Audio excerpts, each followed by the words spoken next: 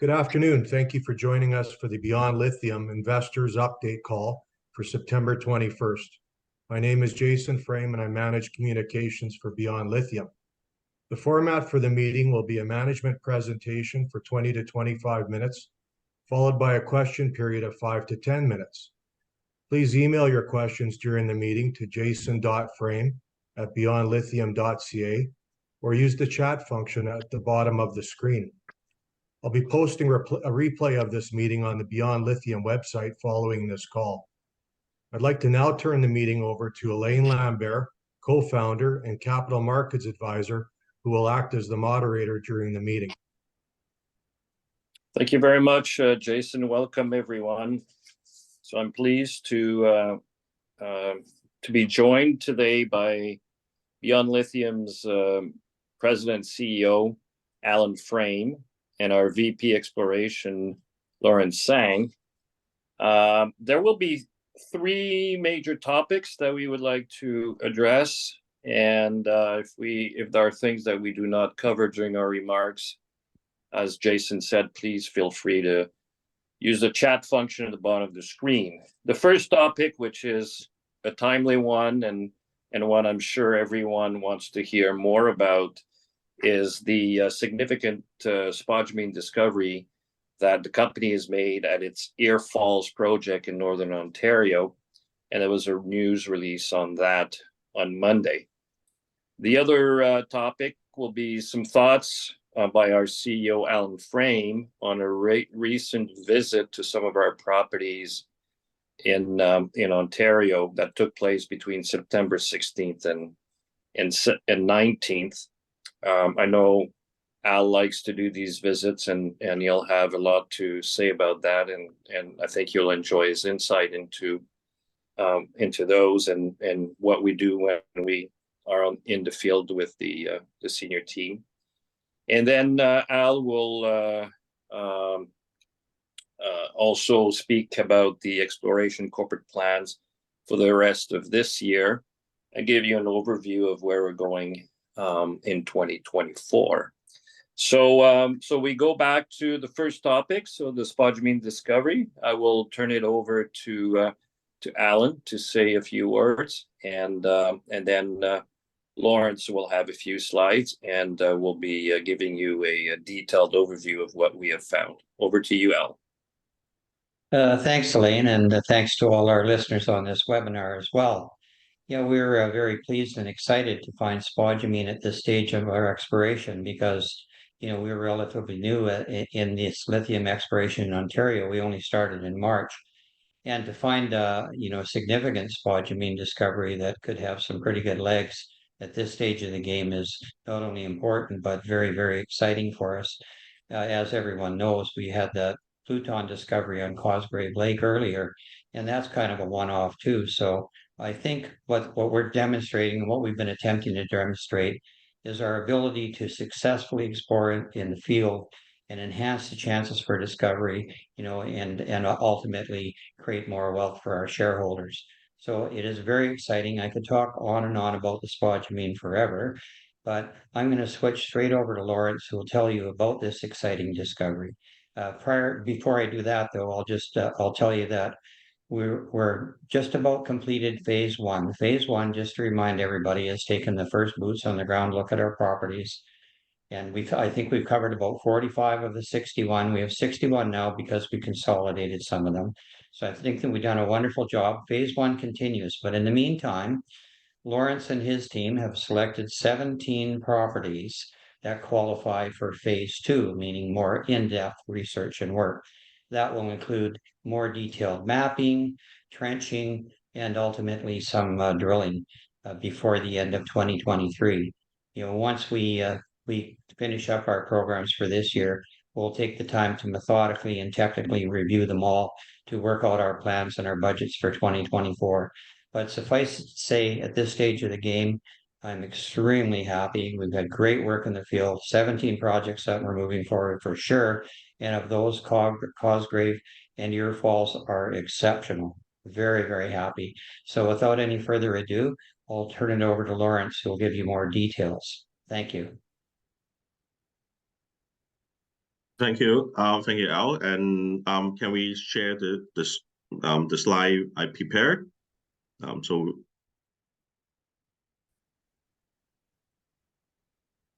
thank you. I hope everybody can see the slide now. I'm very excited to be in here to talk about this brand new spodumene discovery at our ES4 project. Before I go into the details of what we have found and established at the ES4 project, we go back a little bit in time of how this area was discovered. This area was actually discovered in the early 1960s. There's a small yellow square in the southwest corner of our properties. It's called the Sandy Creek Barrel Showings. So in the early 1960s, they located this barrel pegmatite with composition of barrels and really coarse bulk of muscovite, and with samples of elevated lithium of some of them close to 1% Li2O. And also they're able to map out a batholith, or the source of this barrel pegmatite called the Renasaga Lake batholith. So that was pretty neat. But however, after that discoveries, for over 60 years, no one has ever done really follow-up or really serious exploration on any LCD pegmatites in the area. There was occasional some sampling or mappings, but no company or no one's been focused on exploring LCD pegmatites in the area. Until this year, Beyond Lithium recognized the importance and the significance of the potential of the area, because this area really check out all the geological boxes or components of a potential LCD pegmatite exploration. So number one, it has this fertile pluton or batholith, the Renasaga Lake batholith. It has a really deep lying structures. Regionally, they call it the Sandy Creek Fault, basically running across the center of our project, and also basically the end product or fractionated pegmatites, the barrel pegmatites. So when Beyond Lithium recognized all this significance things in the area, we decided to go in and start a phase 1 program, and that led to the discovery of this new spodumene pegmatite zones, and with graph samples assay up to 4.54% Li2O. And upon this discovery, we then expanded the project from 3,300 hectares to now over 20,000 hectares. It's about 6 times bigger than the original size, for a really low cash cost per hectares of just a little bit less than $8 per hectares.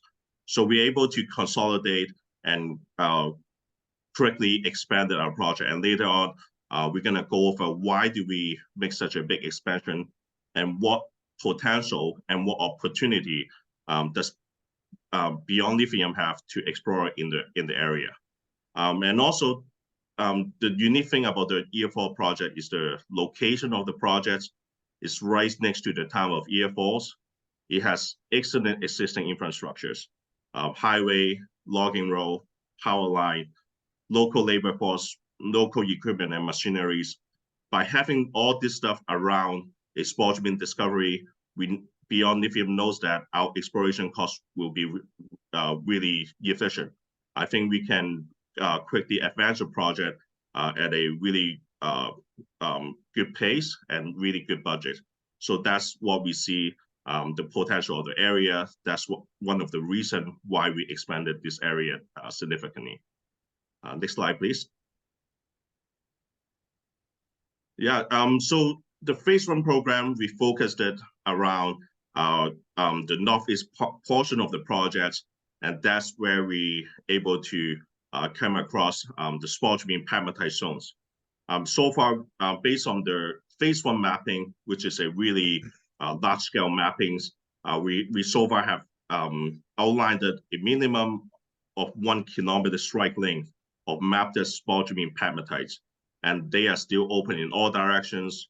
The pegmatites in the spodumene zones mainly range from 1 to 6 meter wide, and we have at least identified 3 to 4 subparallel dikes based on the orientation and the trend, and they all aligned align with the major structures orientation of this meta sediments and the beveled contact. And this is very important because these structures basically, that's the primary structures for fluid pathway to hosting the formation of the LCD pegmatites. So we're able to identify that.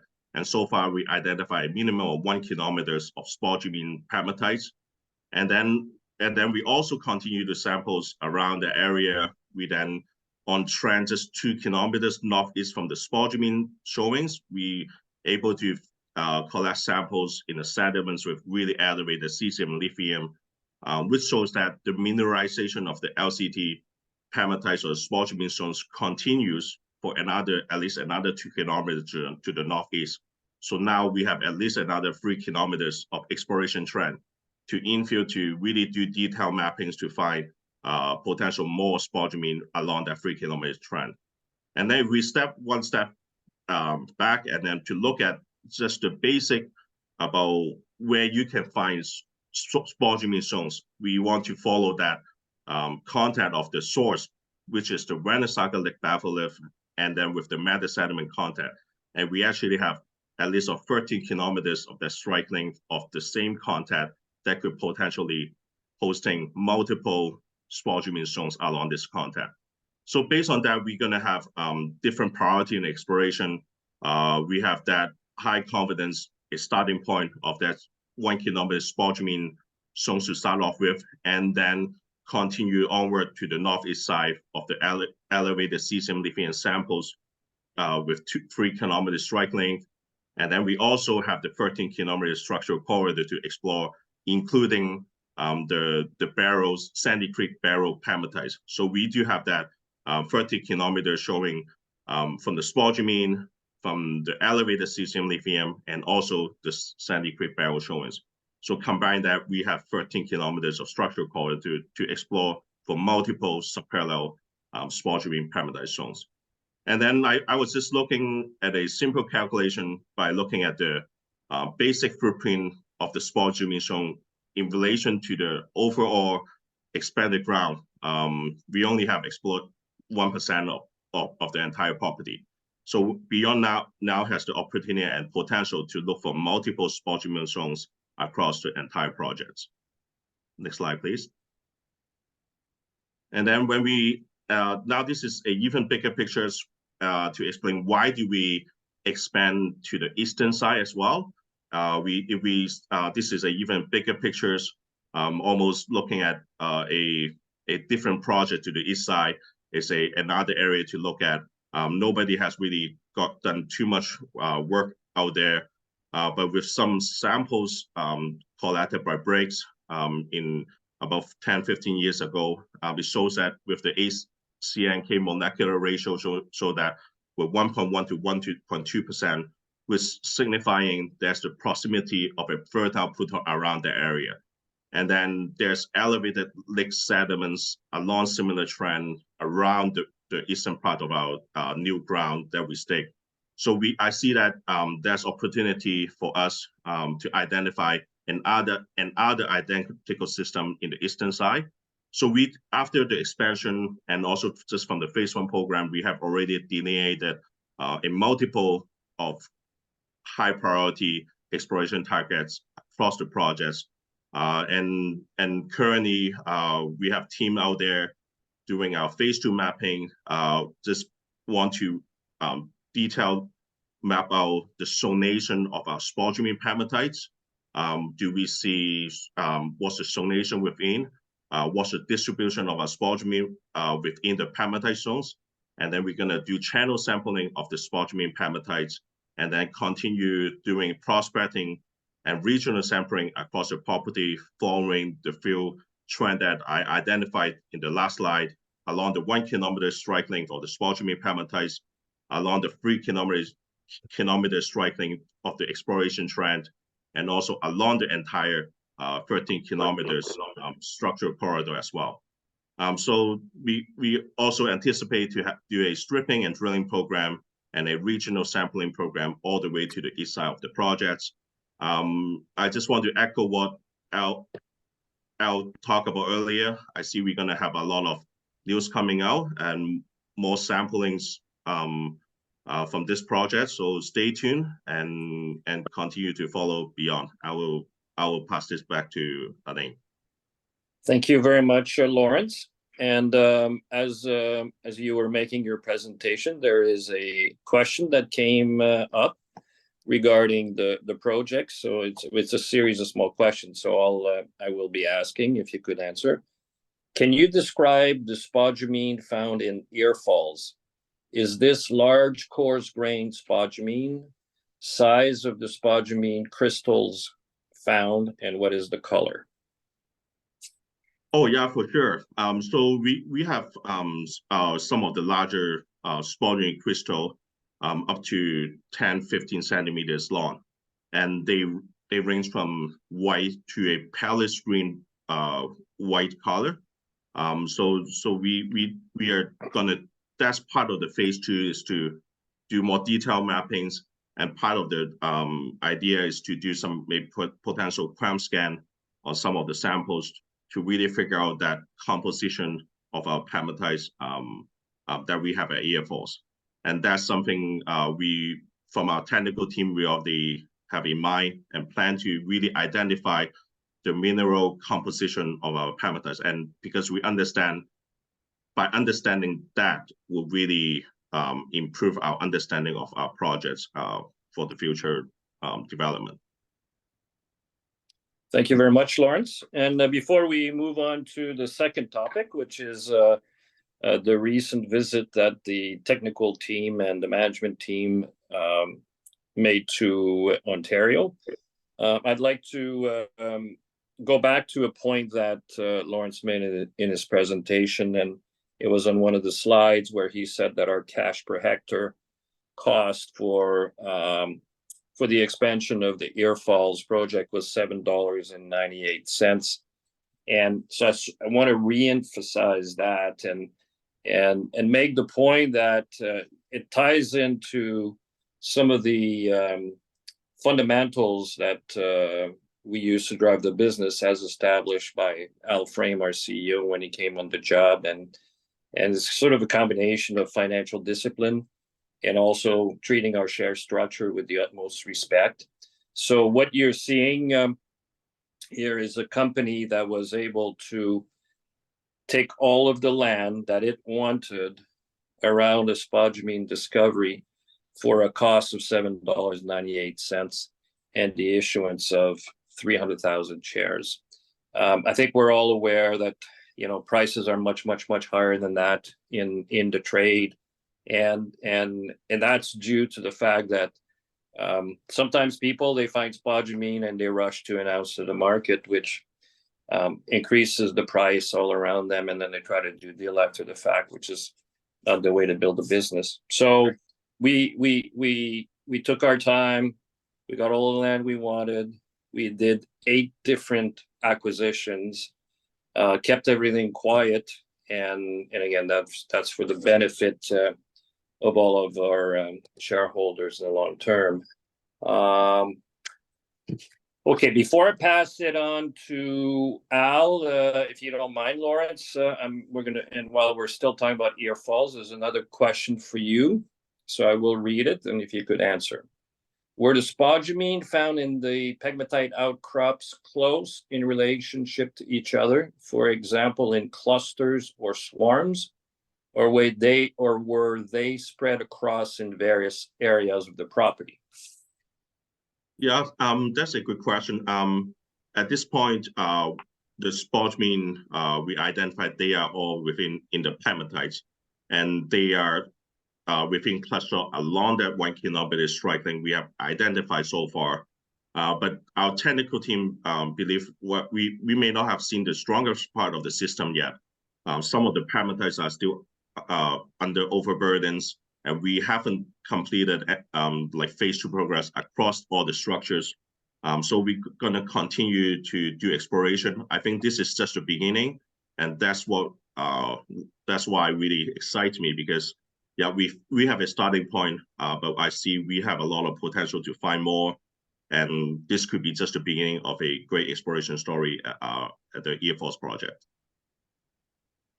Thank you. Thank you very much, Lawrence. So we will move on back to Allan. So the first of two topics to be addressed by Al is the visit. I know he has some very specific thoughts on that. Please direct your questions. I'll be monitoring the chat if you have questions along the way. And once we're done with that topic, we'll move on to the final topic, which is to talk about our plans for exploration for the rest of the year and give you an idea of what we're going to do next year. And then we'll have the Q&A. Over to you, Al. Yeah, thanks again, Alain. So the field trips to me are really, really important. It's pretty hard to, be all in and truly believe in what you're doing unless you're hands-on. So for me to travel to the field and get to spend 2 or 3 or 4 days with, all the guys with the geos and the prospectors and see what they really think about all these projects is invaluable information. I respect our guys a lot. They're proving, as you can see through the news announcements, they're definitely good at what they do. These field trips are wonderful because for people like me, I'm not a geologist, but I can feel like I am one for a few days, and I can understand the magnitude of the discoveries far better and understand the potential far better as well. So that's why these field trips are so important. So to stand on the spodumene, I mean literally stand on it, take my own hammer and whack a chunk off of it, is pretty exciting. While I'm being schooled by Lawrence and his team at the same time. So I wish everyone could have the same experience to actually be boots on the ground on our properties. But, and I spent 50 years, trying to get on every site tour I could ever get to. And now that this is our site tour, I must say that it's extremely exciting. I'd like to tell everybody that, my rudimentary understanding of geology, I'm very excited. And to be able to be there and see the boys and witness their reactions and hear their explanations for how this stuff all comes about is really good. So I'm thankful that our team is as good as they are, and I'm thankful to be part of that team and to be sort of the president and the CEO of a company that I believe is going to create many very, very exciting returns for all shareholders. There's an awful lot here, and at this stage of the game, we've only been at it for a few months. We are just scratching the surface, but we hope to deliver, and we are delivering. So thank you all for being shareholders.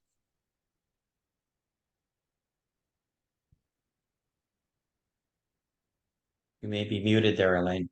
Yep, sorry about that. So yeah, so to echo what you're saying is, I had the pleasure of being on that trip as well, and I think it's very important for guys like you and I, so that when we speak with shareholders, we're able to explain things in technical terms, because at the end of the day, it's either there or it's not there, and we need to have a deep understanding of what are the steps that need to ensure that we uncover what it is there. So there are no further questions on that topic. So we're going to move on to the last one before we do the Q&A. We have already received 6 questions for the Q&A. So Al, if I may ask you to please make a few remarks on what the end of the year should look like for Beyond Lithium, and what are some of your thoughts about next year? You bet. Well, thanks again. As I said, it's been very exciting so far, and we don't intend to take our foot off the pedal either. We've got lots more to do. We're actually still doing some phase 1 work, and the reason for that is because forest fires in the area prevented us from getting onto some other sites earlier. And an indirect result of the fires was lack of air support to travel to some of the other areas. But we continue to do that. And there may very well be more projects coming out of phase 1 into phase 2. So we've got that to look forward to. On the phase 2 ones that we're already working on, we're going to do some more intense mapping, as I said earlier. And we are also going to do some trenching and some geochem. And we'll also do some drilling before the end of the 23 season as well.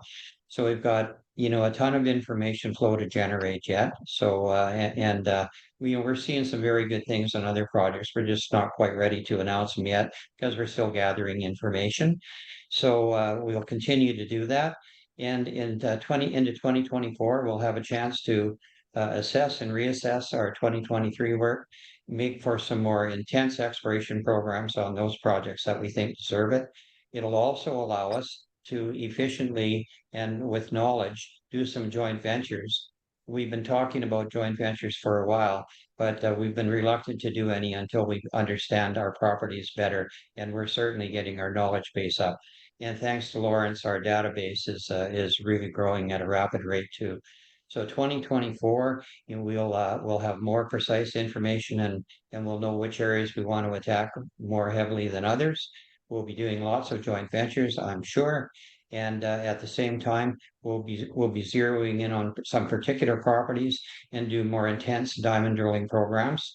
And we'll do our best to develop and create more shareholder value. It's going to be exciting for this year and even more exciting for next year because of the knowledge we're presently gaining. And while you were making these remarks, a question came in, which maybe Lawrence, you would like to answer. I will read it for everybody's benefit. You have described Ear Falls and Cosgrave as two projects that have advanced and have made where we've made discoveries, but there are 15 others that have headed into phase 2. Yes, absolutely. Are there any of the 15 looking as significant as Ear Falls and Cosgrave, or is it too soon to know? Right.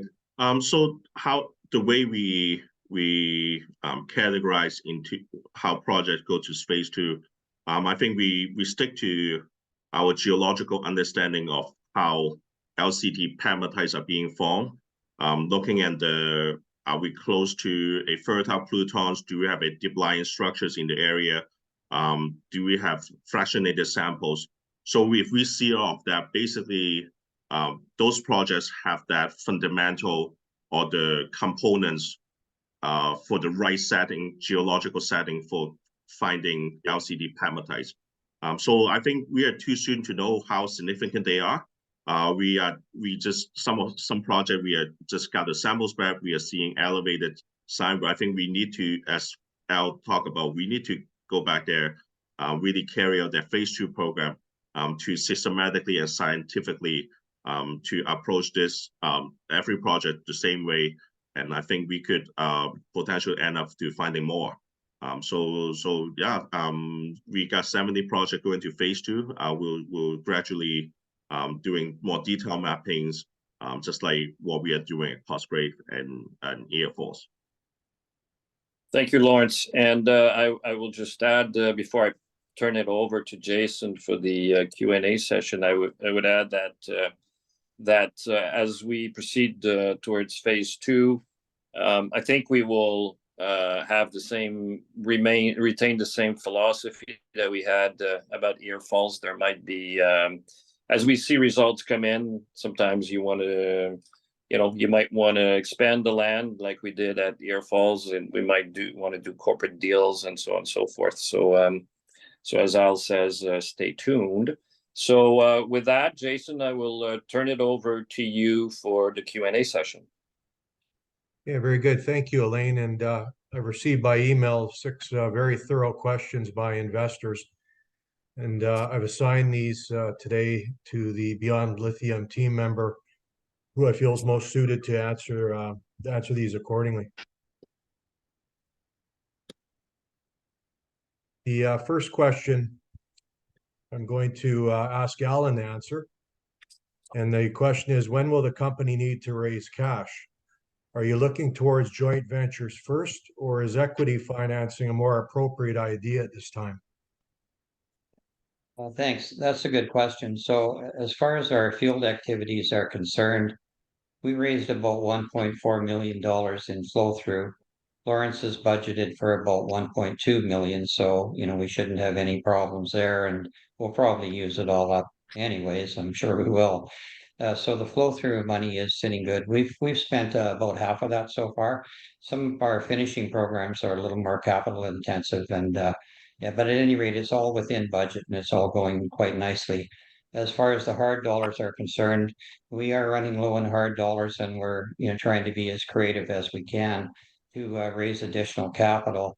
The joint ventures are an obvious way to do it, but we haven't done that yet because we've been seeking and gaining knowledge before we do joint ventures, because we'd hate to do something that we'd be sorry for in the future. So I expect we will be raising a lot of non-dilutive hard dollars through JVs between now, say, in the next, say, 3 or 4 months. And we have other creative ways that we're considering perhaps raising some hard dollars on a non-dilutive basis. And finally, if need be, I guess we could do a hard dollar financing, but it would be relatively small because I think we've got a lot more news to make, and these markets are rather challenging these days for everyone in the metals markets, mainly because of the interest rates and, the high US dollar and all the rest of the things that we all like to complain about, which we should complain about. So I don't feel any stress at all in any way, shape, or form. We have basically 3 non-dilutive ways of raising money and 1 dilutive way, should we take that approach. In the next, say, 4 to 6 weeks, we'll decide exactly what we're going to do there to beef up our hard dollar treasury. But even if it were an equity issue, which we're not considering at this stage, it would not be very much, and the dilution would be rather irrelevant. And I'd like to remind our shareholders that Allan's had a long and very successful career as a stockbroker for 47 years in Canada. So, and between that and my experience, I think we'll be good between deals and ability to raise cash. Okay, so over to you, Jason. Yeah, this is another email question, and like for you to answer this one, please, Alain. Why does the company pay bounty and last resort cash, shares, NSR, and milestone payments to stake land for them instead of simply doing it themselves? Who owns bounty and last resort? Very smart question. I love that one. So there are a few components to that question. Let me address the last part first. So Bounty Gold is owned by LeBlanc family, Dennis, Chris, and Jason. They're a family from Red Lake, and Jason is a prospector, and he runs Bounty Gold. Last Resort is owned by Tsang, who's also a prospector. I will say and remind everyone that the large March 31st multi-property option agreement that we announced that gave us the majority of our portfolio, the option was with Bounty Gold and Last Resort. And as we announced early in the season, we have a service agreement with them, and they're doing prospecting exploration for us. The part about instead of doing it ourselves, it's partly by in great part strategic decision. Sometimes when you're in the field and you see something, maybe it's not always the best way to act for a company to itself stake land. So for strategic reasons, sometimes we'll offload that onto them. The part about the cash in the shares, so the cash in the shares are the exact staking costs. So they're not making any money on that. For the milestone and the NSR, that is linked to the original multi-property option that we announced in March. So if we wanted to use Bounty and Last Resort for whatever reason to stake somewhere not contiguous to the to our properties, they could be a different transaction negotiated at the time. But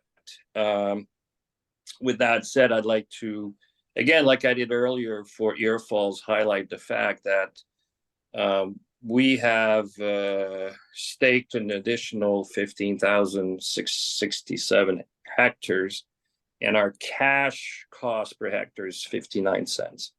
It's very important.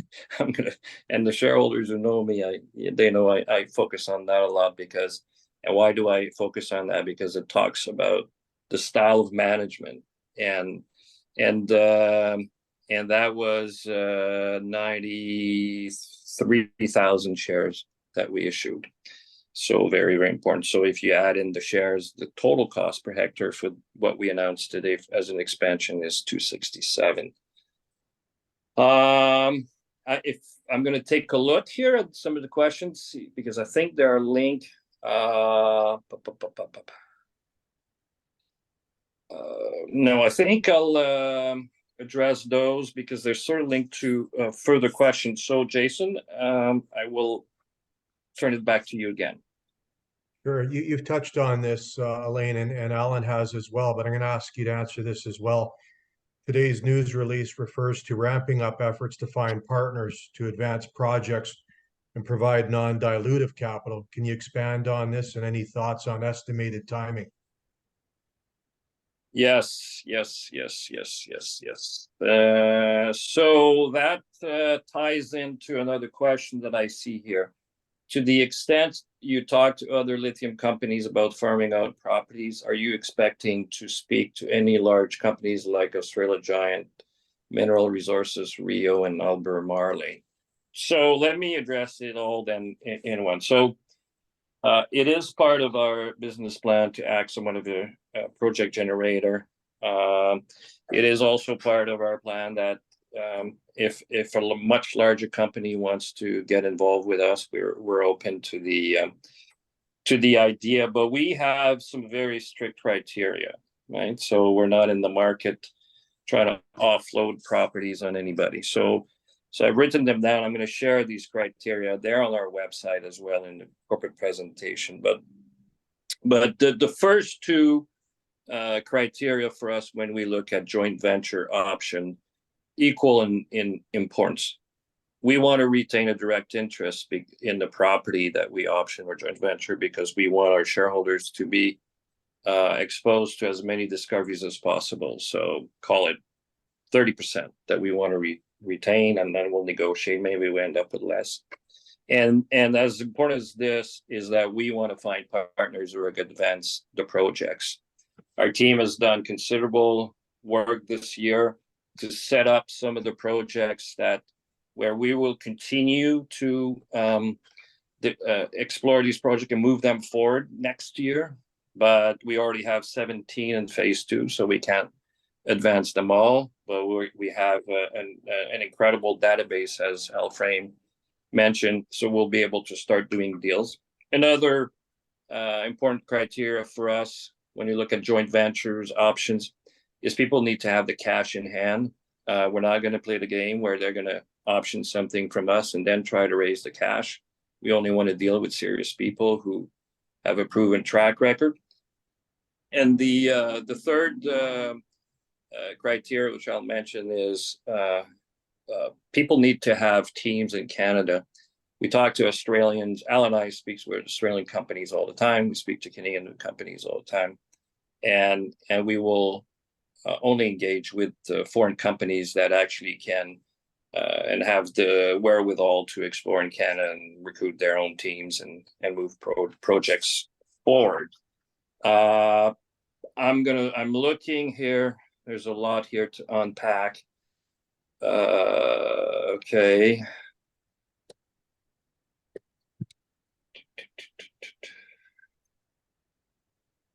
Okay. So that's it for me. There's a thought here, Al, I'm going to turn that one over regarding the hard dollars. I think you pretty much answered it, but I just want to give the shareholder here give it justice and address this. So you talked about doing the raise of non-dilutive money through deals.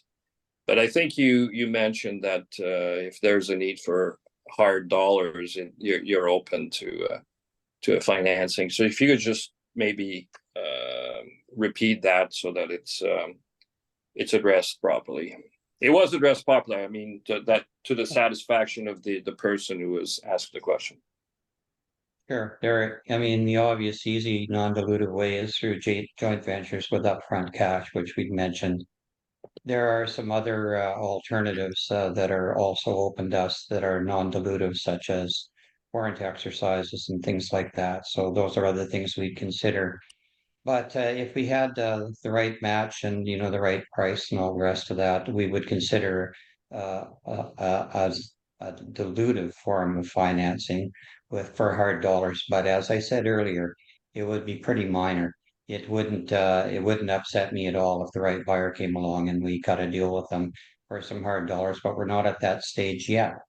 In the meantime, we have several things to consider, and in the next 4 to 6 weeks, we'll kind of zero in on which one or what combination of those things we'll do. Once again, as far as the expiration money is concerned, that's a different story. And we've only burned through a little more than half of our cash that we raised, so we're in good shape for that.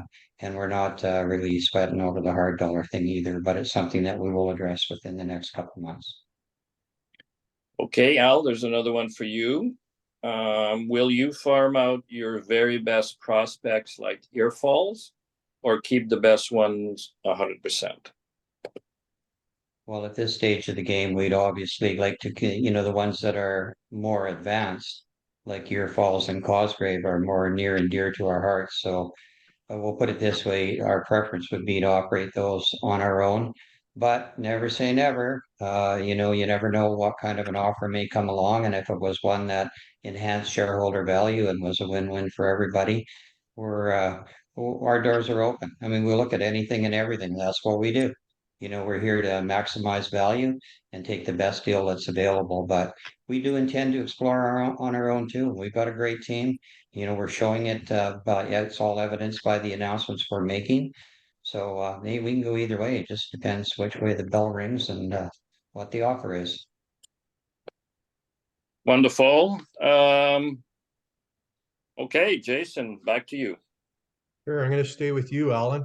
And this is question 4, which asks, Beyond has a similar business model property size as Brunswick Exploration, yet Beyond has a market cap of 10 million and Brunswick has a market cap of nearly 172 million. What are some of the things you can do to close that valuation gap?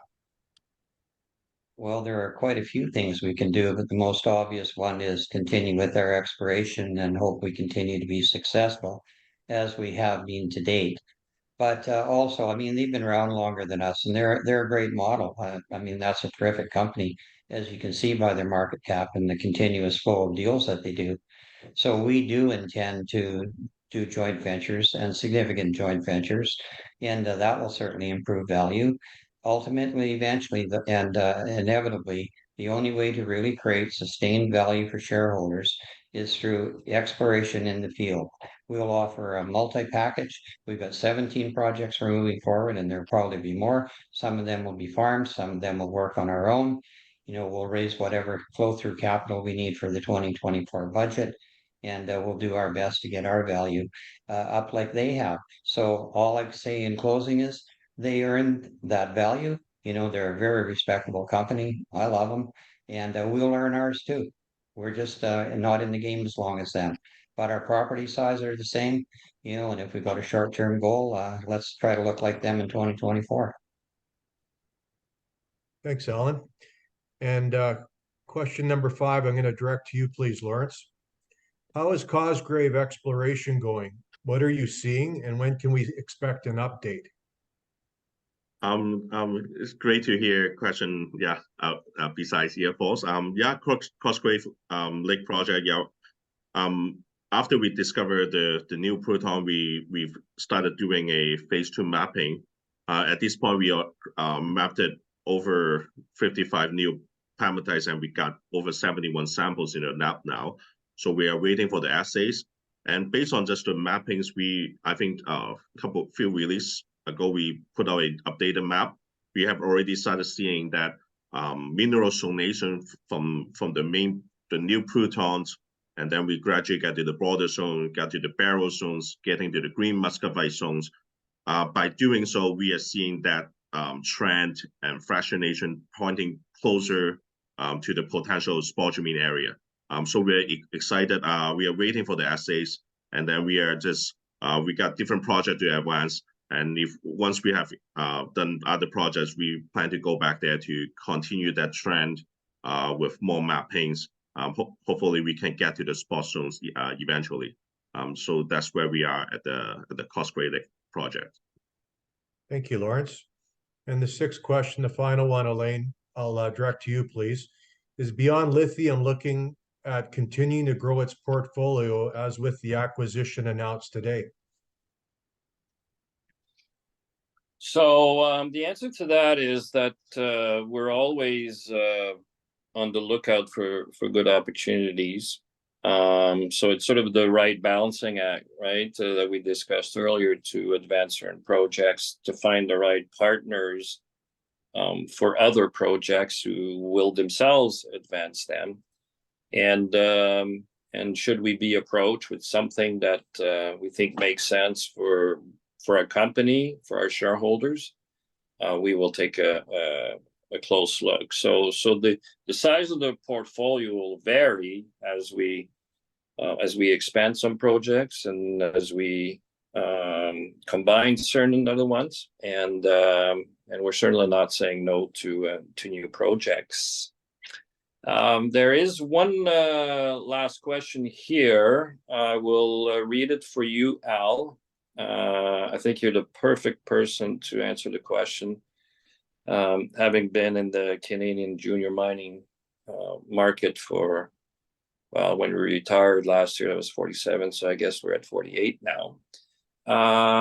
Why has the market reacted in a neutral manner to the Air Falls news release from Monday and the news release from today of the expansion of 3 projects and acquisition of another? So that will be the last question, and I think it's a great one to end the conversation with your final thoughts, Alan. And you got to unmute yourself. Al, you're muted. Thanks, Alain. Okay, Well, I must say, seeing the share price deteriorate on Monday after an announcement that we made, which to me is like it's your dream come true at this stage of the game, was surprising. However, the general markets are not surprising. It's that old, buy on mystery, sell on history seems to be really ruling the roost today. And all of these metal markets are suffering. They're all in the same boat. It doesn't matter whether you're lithium, gold, or whatever it is, but and nothing seems to be able to, the markets just can't hold any value. People are afraid. I think there's a lot of stress in the market. They're looking to grab nickels instead of building fortunes. To me, I've never ever had, well, I shouldn't say never, I have had the odd flash in the pan that's looked pretty good, but the only way to create value is to stick with these situations. You got to understand what you own. You got to understand who the people are and take a look at their properties. Are they properties of merit? If you believe in all that, the only way to make money in these markets, and historically, in my view, is you got to buy and hold. And we have a lot of people that are nervous in the sector, not just this sector. The focus is on interest rates and inflation and pending recessions. The U.S. dollar is so high, the higher the commodities in U.S. dollar, the more difficult they are for other countries to purchase. It's a whole combination of those things. I wouldn't say that it's unprecedented to see general markets of this week in the resource sector, but it's one of the few worst ones that I've seen in my career. And in spite of that, we're holding our own. We're delivering, really good results. To me, at the end of the day, if we're 45 or if we're 35 or if we're 30 or if we're 50, these are all starter kit prices. I mean, we got 180,000 hectares. We've got a great team. We've already delivered 2 exceptional news announcements, and we have another 15 projects we're still just scratching the surface on. So there's every reason to, don't worry about, the big market picture. If you have a position, my recommendation is buy a position, keep some to trade if that's what suits your fancy, but keep some for the longer haul because that's where the big money is made historically.